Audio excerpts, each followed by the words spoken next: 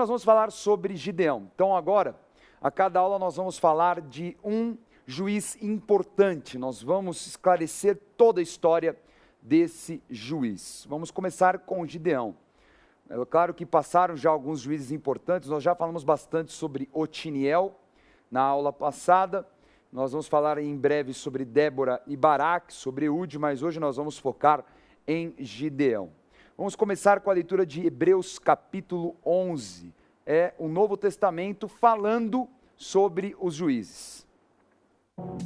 Vamos lá, Hebreus capítulo 11, versículos 32 a 34. E que mais direi? Certamente me faltará o tempo necessário para referir o que há a respeito de Gideão, de Baraque, de Sansão, de Jefté, de Davi, de Samuel e dos profetas, os quais por meio da fé subjugaram reinos, praticaram a justiça, obtiveram promessas, fecharam a boca de leões, extinguiram a violência do fogo, escaparam ao fio da espada, da fraqueza tiraram força, fizeram-se poderosos em guerra, puseram em fuga exércitos de estrangeiros. Então esse texto fala sobre a coragem e a força destes tais juízes. Quem são os juízes? Então Deus levantava em alguns tempos em Israel, nesse período de 400 anos que nós estamos estudando, exatamente a distância de Josué até Samuel, nós vemos o quê?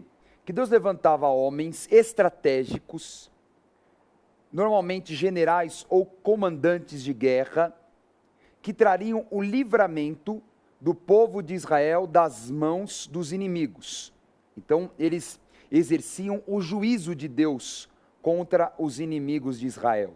E também acabavam por governar Israel e as tribos que estavam próximas e também julgar as causas, tentar resolver os problemas, porque imagine um povo sem governo, uma anarquia, cada um fazia o que queria. Aliás, esse é o mote, do livro de Juízes, cada um fazia o que queria porque não tinha rei. Então essa falta de governo, essa ausência, fazia com que o povo se corrompesse.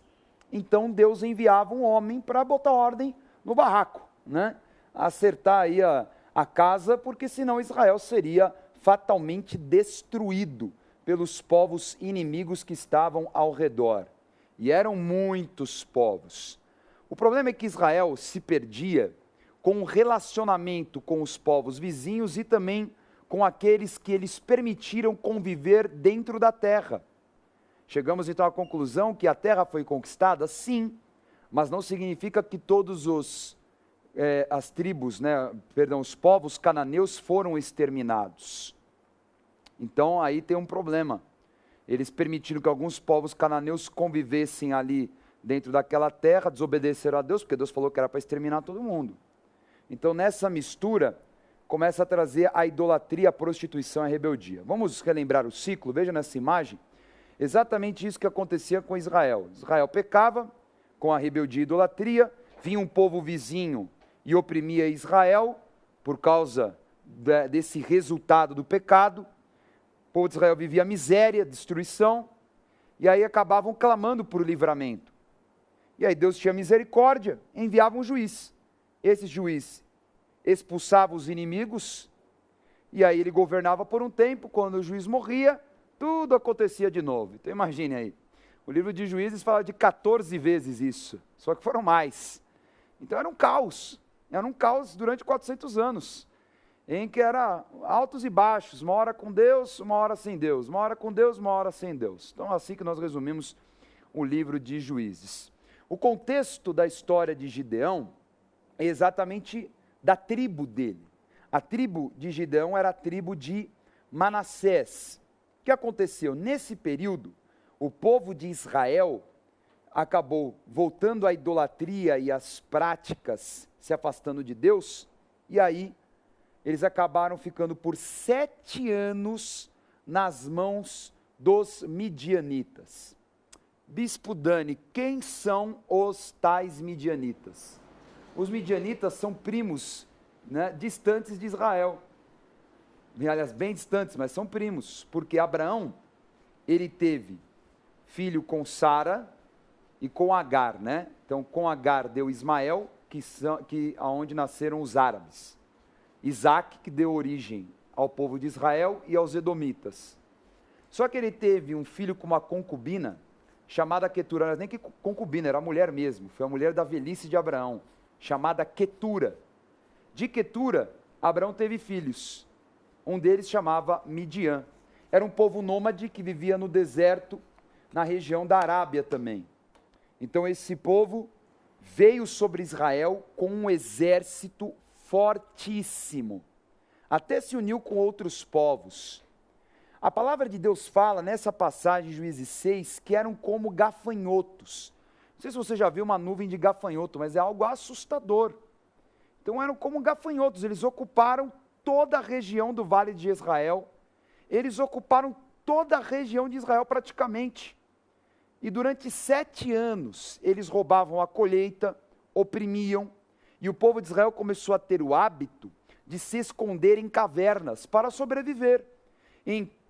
Na hora da colheita, pegar a colheita e esconder. E nós vamos ver esse encontro do anjo com Gideão exatamente nessa situação. Gideão pegando a sua colheita e escondendo dentro de uma caverna. Vamos ler. Vamos lá, Juízes capítulo 6, versículos 1 a 17. Então veio o anjo do Senhor e assentou-se debaixo do carvalho que está em Ofrá, que pertencia a Joás, a Biezrita. E Gideão, seu filho, estava malhando trigo no lagar, para o pôr a salvo dos midianitas. Então o anjo do Senhor lhe apareceu e lhe disse: O Senhor é contigo, homem valente. Respondeu-lhe Gideão: Ai, Senhor meu, se o Senhor é conosco, por que nos sobreveio tudo isto? E que é feito de todas as suas maravilhas que nossos pais nos contaram, dizendo: Não nos fez o Senhor subir do Egito? Porém agora o Senhor nos desamparou e nos entregou nas mãos dos midianitas. Então se virou o Senhor para ele e disse: Vai nessa tua força e livra Israel das mãos dos midianitas. Porventura não te enviei eu? E ele lhe disse: Ai, Senhor meu, com que livrarei Israel? Eis que a família é a mais pobre em Manassés, e eu, o menor na casa do meu pai. Tornou-lhe o Senhor: Já que eu estou contigo, ferirás os midianitas como se fossem um só homem. Ele respondeu: Se agora achei mercê diante dos teus olhos, dá-me um sinal de que és tu, Senhor, que me falas. Então Gideão era um homem, ele se apresentou ao anjo como o menor da menor família de Manassés. Então veja nesse mapa, aonde fica a tribo de Manassés. E é um território relativamente grande, porque tem o território oriental e o território ocidental. No caso que nós estamos falando aqui, é o território ocidental. Então, onde fica o chamado Vale de Jezreel. Você está vendo bem no centro da tela aí, Manassés oriental. Então, Gideão era de uma família que pertencia a essa tribo. Interessante ver como era fácil o reconhecimento da família de Gideão, por causa de um carvalho, por causa de uma árvore. Então todos sabiam que aquele carvalho ali, que estava em Ofra, era do pai de Gideão, que chamava Joás. E a pergunta que não quer calar: por que esse tal de Joás é tão importante assim, a ponto das pessoas reconhecerem o seu carvalho? Então, segura um pouco que ele já vai responder. Mas, o que acontece? O anjo vem falar com ele. E o anjo, ele fala para ele, dá um envio e fala: você vai ser um general. Ele fala: olha, você vai defender o povo de Israel e vai livrar das mãos dos midianitas. E começa com uma frase até cômica, para um homem que estava colhendo para esconder uma caverna. Ele fala assim: o Senhor é contigo, homem valente. Que Senhor você está falando? Por que a gente está esquecido? Aí já começou aquela coisa de homem, né, que não quer assumir a culpa. Aliás, hoje, né, Bispo G, como é comum as pessoas terceirizarem a culpa. A culpa é de Deus. A gente não fez nada. Não só hoje, né? A gente percebe que desde a época de Adão e de Eva, né? Pois é. Já é um costume já dos mais antigos ancestrais do homem. Então, não tem nada a ver, Deus esqueceu a gente. Não é que Deus não é que Deus esqueceu, vocês se esqueceram de Deus, vocês adoraram outros deuses, e aí o que acontece é que vocês acabaram vivendo o ciclo da destruição. Porque a idolatria, via de regra, ela sempre traz miséria. Se você for observar hoje, os lugares mais idólatras são os lugares mais miseráveis. Ainda pode ter até alguns artigos de ouro, coisa do gênero, mas tem aquela aparência de coisa velha, coisa acabada, coisa ultrapassada. Agora, o nosso Deus, ele vem trazer coisas novas, todos os dias. Aí ele fala, não, mas, olha, você vai na tua força, porque você vai livrar Israel dos midianitas, mas eu sou o menor da menor tribo de Manassés. Então fica um diálogo que, acho que a expectativa de Gideão, né, Bispo G, era que o anjo passasse a mão na cabeça dele. E aqui ele coloca bem claro, né? A família mais pobre de Manassés, né? Confirmando a malignidade da idolatria mesmo, né? Da onde viria a idolatria que a gente vai ver daqui a pouco. É. Agora, interessante é que ele espera o anjo ter dó dele. É isso mesmo. E muitas pessoas são assim, não, Deus tem dó de mim. Deus, faz um carinho, tá difícil. Muitas pessoas pensam dessa forma. Mas Deus não se relaciona com a deformação do homem. Sem dúvida. Isso é uma prática, porque o que Deus tem, primeiro, Ele conhece o nosso potencial. Ele não vai dar nada além daquilo que nós possamos suportar. Isso é a palavra de Deus. E junto com uma aprovação, Ele nos dá o escape. Então é inadmissível uma pessoa, quando é enviada por Ele, querer o carinho, né, a dó, todo aquele sentimento, né, coitadinho, de alguém que sabe que além do potencial que você tem, Ele dá mais capacitação através do Espírito Santo. Então é indesculpável. E é interessante que cada resposta que o anjo dá é uma resposta mais positiva ainda. Então a gente vê Gideão na contramão, sempre falando algo pior. Primeiro estou abandonado, rejeitado. Depois ele fala assim, mas eu sou menor. Vai ficando pior. E o anjo vai ficando, dá um discurso cada vez mais positivo. Então primeiro ele fala assim, você é um homem valente.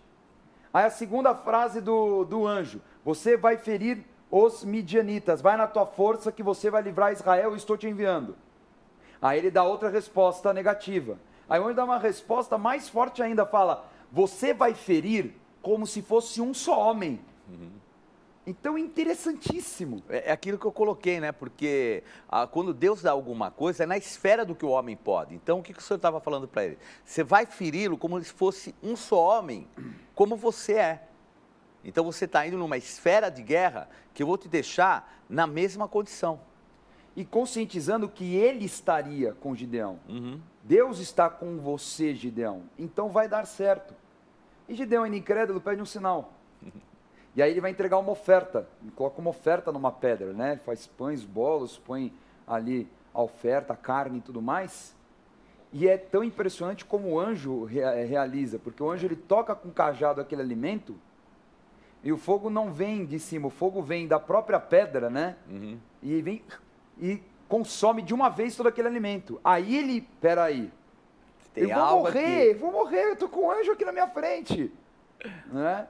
Mas aí ele fala, não, você não vai morrer, eu tô contigo, é até esquisito, né? Acabei de te chamar, você vai morrer, é meio estranho, né? Mas você vê que é exatamente o sentimento de covardia que ele tinha por uma deformação, por um sentimento comum.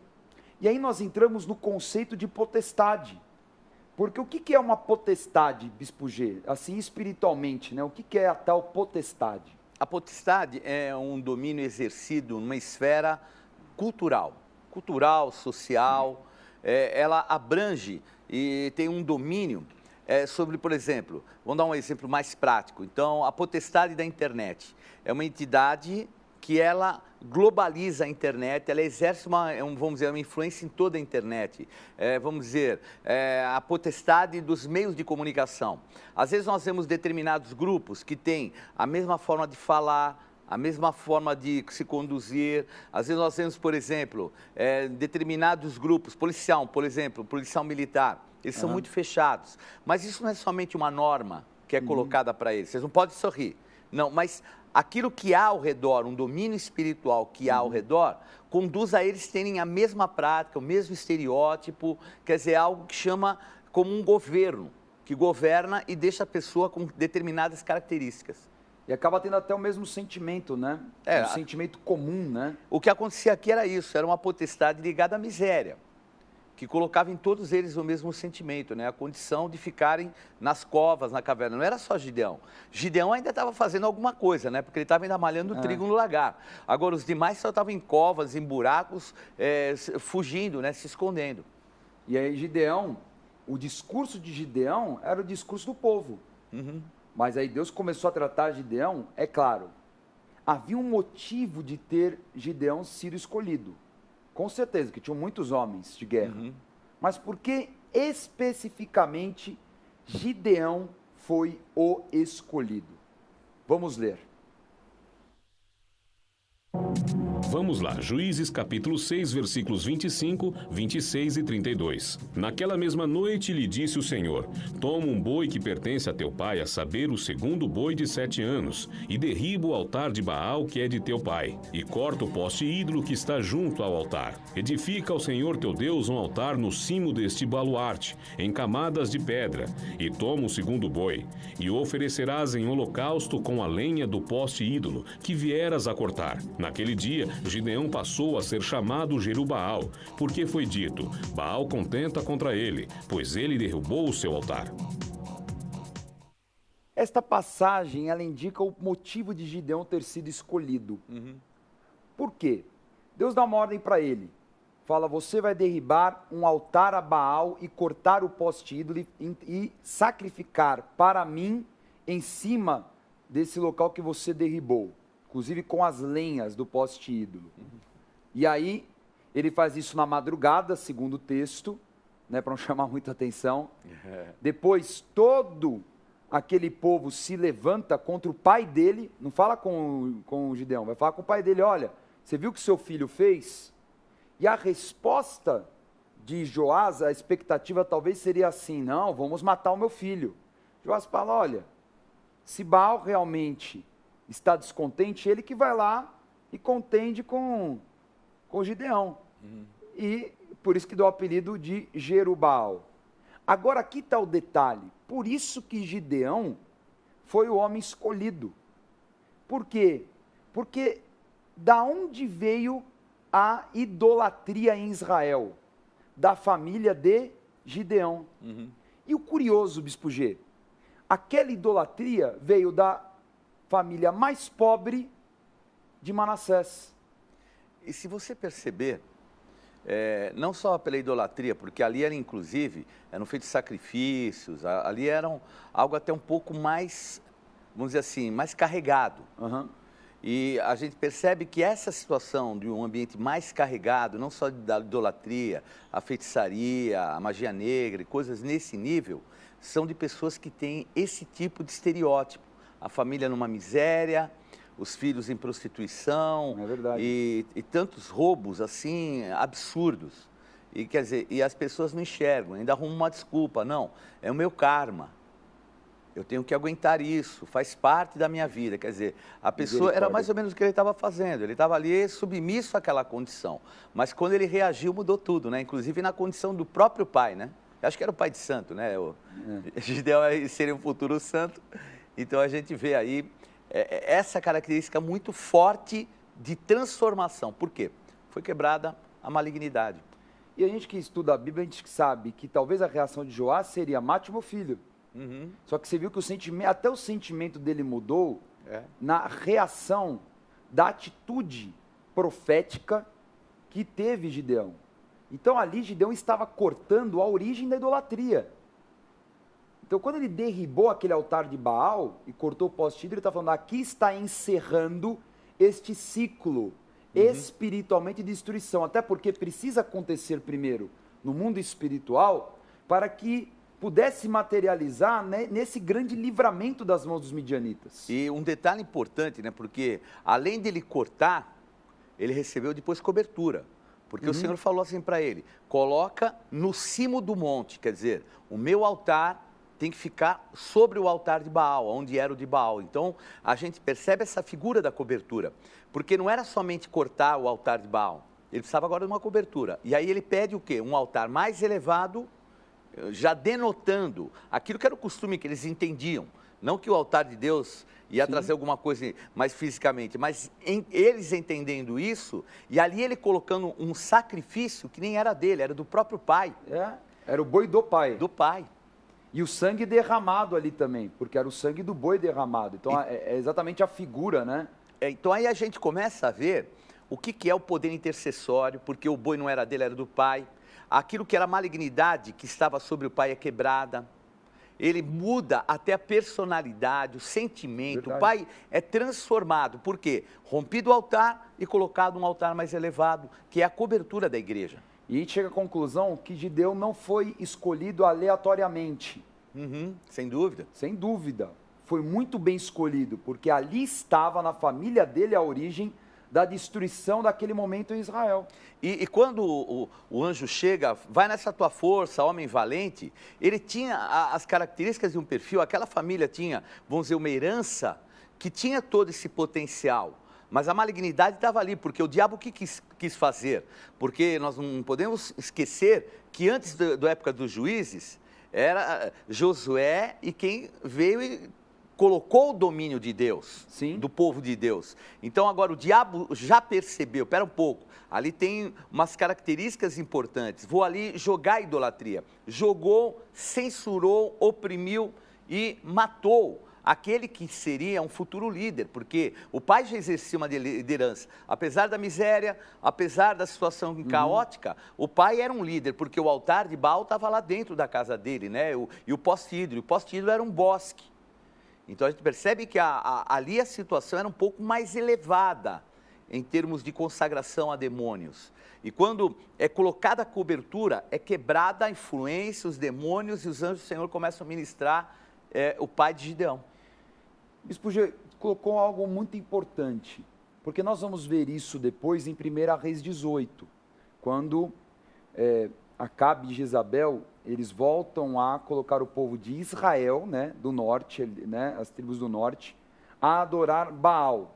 E ali em 1 Reis 18 fala sobre 450 profetas de Baal, do altar de Baal, e 400 profetas do poste ídolo. Como é que como procedia cada uma destas adorações? Então, Baal era aquele figurativo que você já identificava porque tinha um ídolo. Então, era muito mais fácil identificar Baal, que era a entidade da tempestade que fertilizava a terra.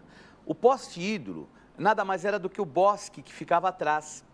Então, ninguém via nada. Tanto que a gente percebe que quando há esse desafio de Elias, todo mundo sempre fala, os 450 profetas de Baal, mas e o poste ídolo? Tinham 400. E quem era o poste ídolo? Uma entidade chamada Azerá. E Azerá nada mais do que uma entidade feminina, vamos dizer assim, seria a avó de Astarte. Seria, assim, tipo a rainha dos céus mais elevada que tinha. Então ela tinha essa característica, tipo a mãe, a doadora da vida, todo um conceito, mas um conceito muito clean, ninguém via, ninguém percebia. E a influência era violenta. Olha e eles só. andavam juntos. Não é à toa também que o reconhecimento de Joás, não é assim, ali é a caverna de Joás. Não, era o carvalho de Joás. Então você vê alguns detalhes daquilo que era o reconhecimento de uma prática que eles tinham de idolatria, e é claro que gerou aquele contexto espiritual da época.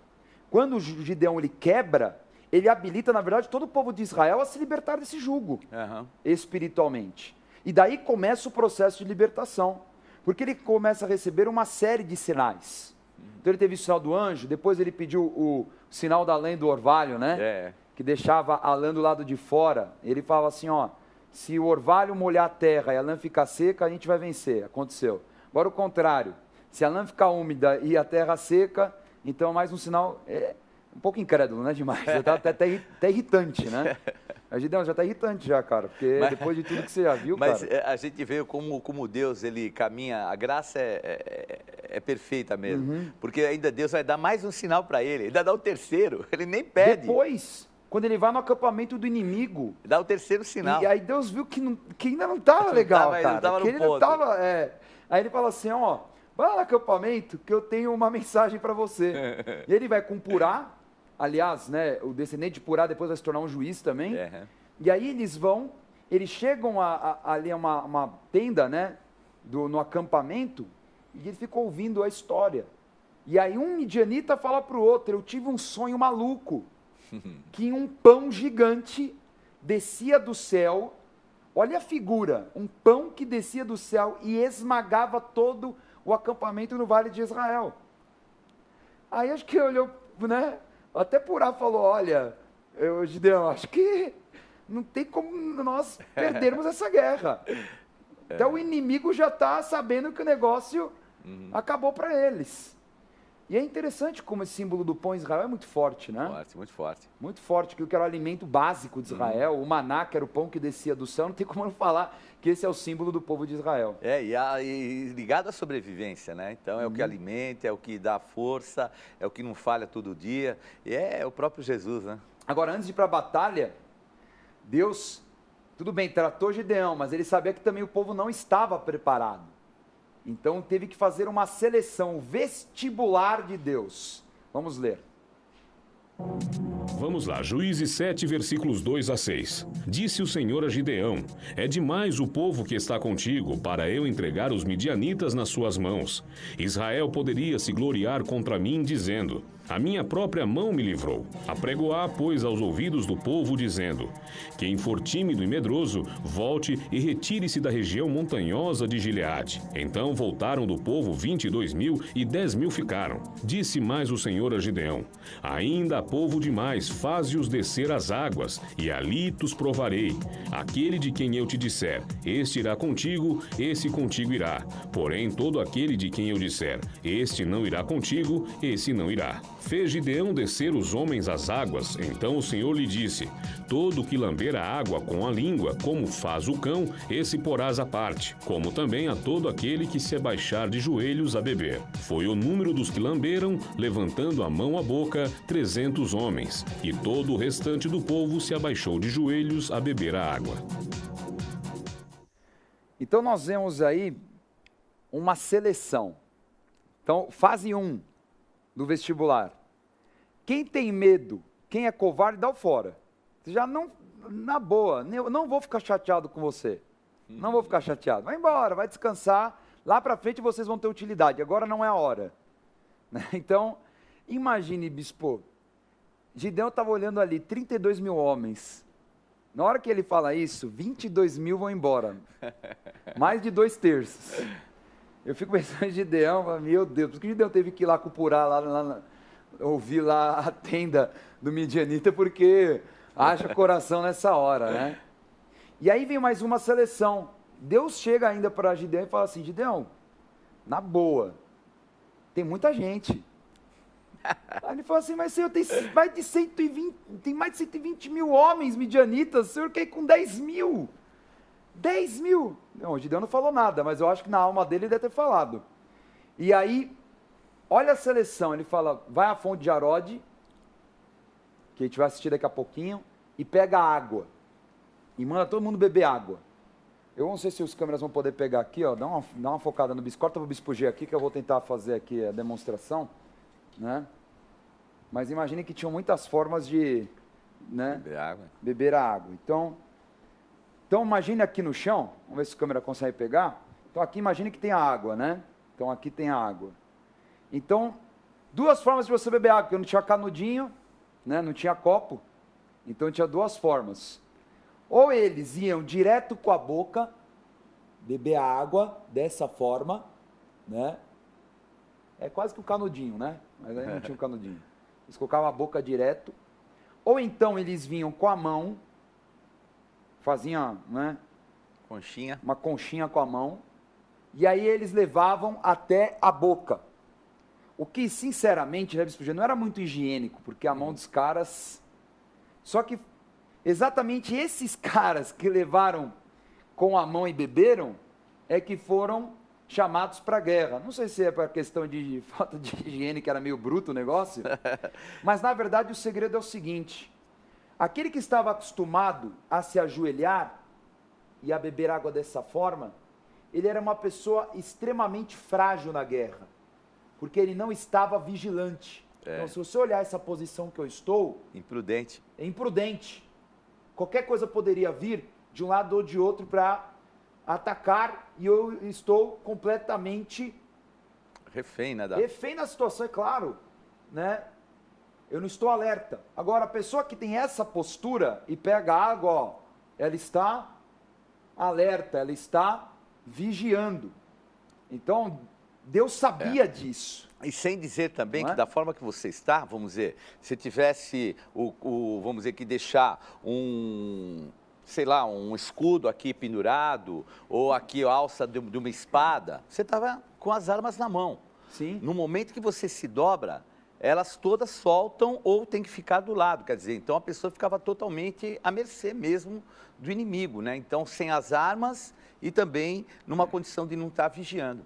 E é claro que espiritualmente fica visível que quem é prostrado e quem né, tem o perfil de ir para a guerra, quem está habilitado a ir à guerra. Só que somente 300. Então até aí, Bispo G, vamos pensar. O cara vê e fala assim, não, eu tenho 300. Aí você pensa assim, bom, Deus vai trazer tanque de guerra. Se cada um tiver um tanque de guerra, beleza, a gente ganha. Vai vir napalm, vai vir bomba atômica, vai vir de tudo. Tem que ser de hidrogênio. Aí para completar o desenho da guerra, Deus fala assim para ele, ó, vocês vão guerrear com tochas. O que eu vou fazer com uma tocha? Né? Com vasos e com trombetas. Aí Deus pergunta, cadê a parte que corta, uma espada, né? Um metralhador, não tem nada assim, nem uma faquinha, nada. Vocês vão com vaso para fazer barulho, vocês vão com tochas e vocês vão com trombetas. Isso literalmente é o que nós diríamos no futebol de ganhar no grito. Né? Eles iam realmente ganhar no grito e no barulho. E exatamente essa foi a tática para vencer aquela batalha. Vamos ler essa passagem. Vamos lá, Juízes capítulo 7, versículos 20 a 22. Assim tocaram as 3 companhias as trombetas e despedaçaram os cântaros, e seguravam na mão esquerda as tochas e na mão direita as trombetas que tocavam, e exclamaram, espada pelo Senhor e por Gideão. E permaneceu cada um no seu lugar ao redor do arraial, que todo deitou a correr, e a gritar, e a fugir. Ao soar das 300 trombetas, o Senhor tornou a espada de um contra o outro, e isto em todo o arraial, que fugiu rumo de Sererá, até Bet-sita, até o limite de Abel-meola, acima de Tabate. Então eles venceram uma guerra por uma grande confusão. Então aquela sequência de barulhos, trombetas soando, né, e os vasos quebrando e as tochas e o fogo colocado no acampamento, trouxe um terror para os midianitas, um desespero, e eles falavam, não, eles estão ocupando o espaço, aquela fumaceira, aquela loucura, e a palavra fala que um irmão exterminou o outro, que a confusão foi tão grande naquele arraial, que o midianita começou a matar o outro, porque não sabia quem era, porque foi na calada da noite, e assim, aquele povo que sobrou, fugiu para o deserto, nessa hora, Gideão aciona as demais tribos que não estavam ali, e elas, nessa fuga, exterminam todos os midianitas e os príncipes também. Agora, detalhe, Bispo G, pergunto. Qual que era a espada? Tinha ou não tinha espada? Tinha, lógico que tinha. Tanto que eles mesmos gritaram. O grito deles foi o seguinte, espada pelo Senhor e por Gideão. E a espada o que é? Nós vemos, né, em Efésios que a espada é o quê? É a palavra. Olha só. É a palavra. E a palavra liberada, é a palavra de Deus, é a arma de ataque, é a palavra. E ali eles usaram isso. Então, ali tinha um tom profético, sem dúvida. Com certeza. Ali tinha também algo que habilitava espiritualmente, não só ao povo, mas Gideão também. E é muito importante isso, porque as pessoas muitas vezes falam da sua fidelidade. Não, eu sou fiel a Deus, não a homens. Não, olha, nós temos que ser fiéis a Deus e a homens de Deus. Essa é a marca de quem conquista. E ali nós vemos que ele toma uma atitude e aqueles 300 são por ele. Espada, que eles não tinham na mão, pelo Senhor, mas por Gideão também. Muito bem, então ficou claro para você que a vitória veio através da palavra e do entendimento também do conceito de autoridade espiritual, não é? O reconhecimento que Deus tinha levantado Gideão e que o povo, com o mesmo sentimento de valentia, conseguiu derrotar um opressor de 7 anos. Imaginem, né? 300 homens que causaram, né, uma derrota a um exército de 120 mil homens. Realmente é algo impressionante. Na próxima aula nós vamos falar sobre a decadência de Gideão e sobre Jefité. Eu quero dar a dica Gospel Bay de hoje. Esta coleção maravilhosa, Formação Apostólica. Cada um destes livros vai ensinar a você como servir a Deus.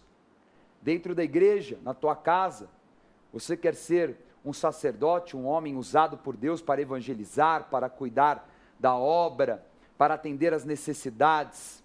Enfim, você precisa estudar, você precisa se preparar para o teu chamado. Então, tem um livro de aspirantes, que é esse livro verde, que vai ensinar sobre a visão da igreja. O que uma igreja precisa ser? O que uma igreja precisa ter? Este livro, sobre a formação de diáconos, amarelo, você vai aprender como atender ao corpo de Cristo, como evangelizar, como cuidar de uma pessoa, como ministrar, e assim por diante. Também o ofício do diaconato. E esse livro azul, você vai aprender como se desenvolver na palavra, como ser um líder, como ser um presbítero. Adquira agora essa coleção por um preço super especial, pagamento facilitado no site gospelbay.com.br. Você vai receber na tua casa com toda a segurança e comodidade. Gospel Bay é a loja virtual oficial da Rede Gospel de televisão. gospelbay.com.br. Sua compra com segurança e entrega pontual. Os melhores preços com pagamento facilitado em todos os cartões. E ainda a fácil navegação pela sua loja cristã virtual você só encontra no gospelbay.com.br. Tome agora a nota da agenda do programa Escola de Profetas. Não perca a oportunidade de se aperfeiçoar mais no conhecimento da Palavra de Deus e desenvolver seu ministério. Participe dos cursos do Centro de Estudos Apostólico. Para mais informações, acesse ceaapostólico.com.br ou entre em contato pelo telefone 11 3203 0641.